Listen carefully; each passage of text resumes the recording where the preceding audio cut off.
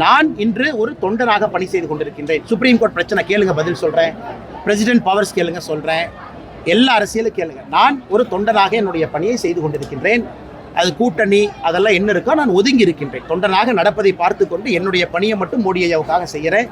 வருகின்ற காலத்துல எங்களுடைய தலைவர்கள் அதை பத்தி பேசுவாங்க. தமிழ்நாடு முதல்வருடைய கேள்விகளுக்கெல்லாம் நீங்க தொண்டனா இருந்து செய்தி தகவல் சொல்றீங்க. உங்களுடைய தரப்பு செய்திகளை கேட்கும்போது மட்டும் நான் தொண்டனா இருந்து செய்யறேன்னு சொல்றேன். இது எப்படி சார் பாக்கணும்? இது ரொம்ப சிறப்பா தாங்க நீங்க பார்க்கணும். காரணம், தமிழ்நாடு முதலமைச்சரை ஒரு சாமானியனாக இருந்து நான் கிரிட்டிசைஸ் பண்ணலாம். அதுக்கு எனக்கு அதிகாரம் இருக்க வேண்டிய அவசியம் இல்லை. அண்ணாமலை என்கின்ற தனி மனிதன், ஒரு விவசாயி, தமிழ்நாட்டு முதலமைச்சருடைய எந்த விஷயத்தையும் கிரிட்டிசைஸ் பண்றதுக்கு எனக்கு கருத்துரிமை இருக்கு. அதே நேரத்தில் கட்சி யாருகிட்ட சேரணும் யாருகிட்ட சேரக்கூடாது எனக்கு தனிப்பட்ட கருத்து இருந்தாலும் கட்சி ஒரு முடிவெடுக்கும் பொழுது கட்டுப்பட்டுள்ளவனாக நான் இருக்கின்றேன். அதனாலதான் இந்த இரண்டுக்கும் இருக்கக்கூடிய வேறுபாடுங்க.